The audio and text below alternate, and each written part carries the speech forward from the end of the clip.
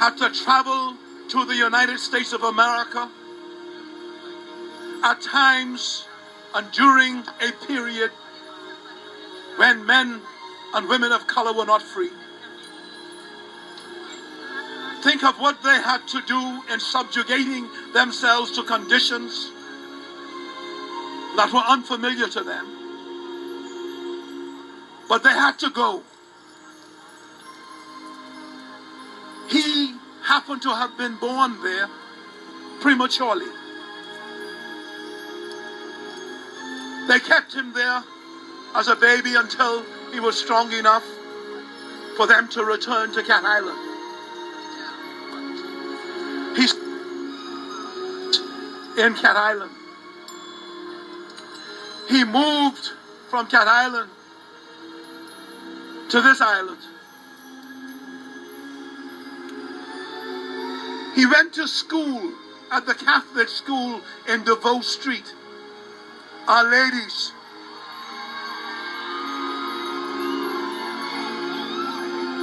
He got to know the boys of his generation.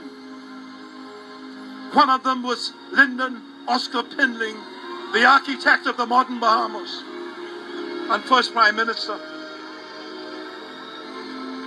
At a young age, 15,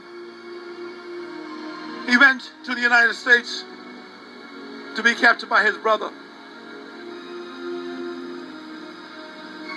He tells the story of going influenced not by money that he didn't have or his parents didn't have, but based on the values that they showed him, they taught him, they exposed him to.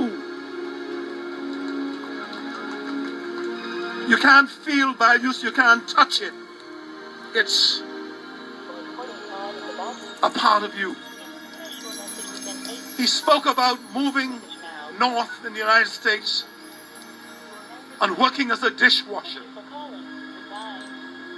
I'm giving you the journey of an iconic, impactful person who is and must be seen to be an exemplar, one whose story is so rich and so enriching, where he could not read. And so he had to teach himself to read and to write. And he tells the story of someone being in a restaurant where he was a dishwasher, seeing him read a paper. And they asked him what was in it.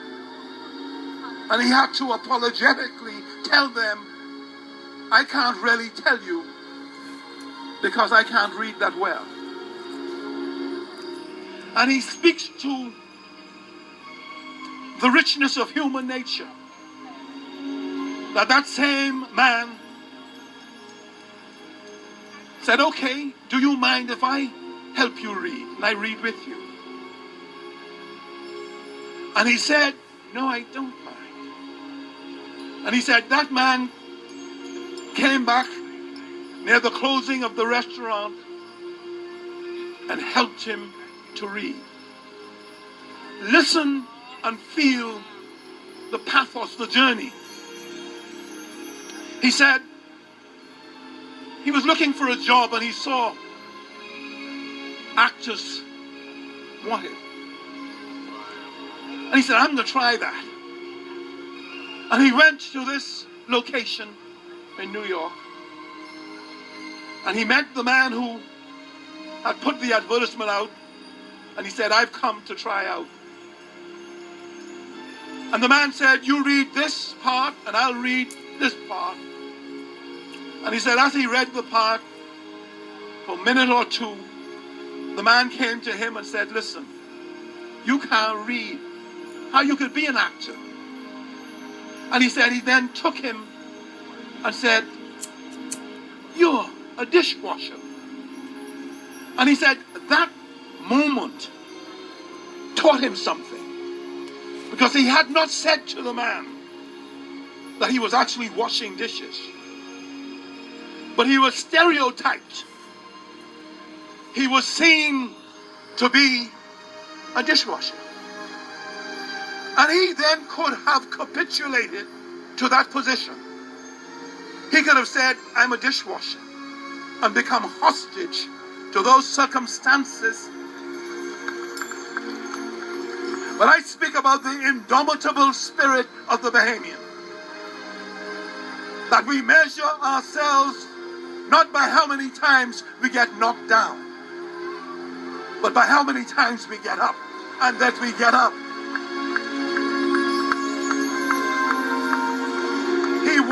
He walked out of that room, and he said to himself, this man sees me as a dishwasher. He said, there was born the determination, the perseverance, the attitude that he needed to move himself forward and upward. He said, I'm going to be an actor. And as destiny would have it, he went on to have a stellar career. And as he journeyed forward, he had the distinction of being able to employ that same man who told him, you can't read. And he said that the man was a great actor, tremendous talent. So he employed him time and time again. We named a bridge after Sir Sidney. We did that this morning.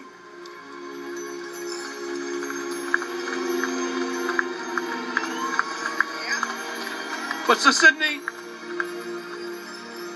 my daddy was a taxi driver. The Bahamas, the lifeline has been our tourism industry. A part of the magnificent story of our country is that after your time, farmers like your parents, waiters and taxi drivers like my daddy, had the good fortune to be in a country where the tourism industry allowed them to have this great opportunity to give their children what they didn't have for themselves, the opportunity to get an education. We didn't have to do it the old-fashioned way like you. We came up in a time when what you fought for, what our Governor General fought for, what many of their generation fought for, I don't know how many people know that you came to a country that was yours, and you didn't have to get involved in the fight for racial equality. You didn't have to see the importance of standing, and when you stood, still standing, but you did. You inspired those of your contemporaries who are the freedom fighters of our country to stand tall, to be strong, to be resolute in being able to make that big jump forward for the generations that followed, of which I am one. I don't know when people talk about you if they understand that in the geography of the human soul, you have never left the Bahamas. I don't know how many understand that the symbol that you are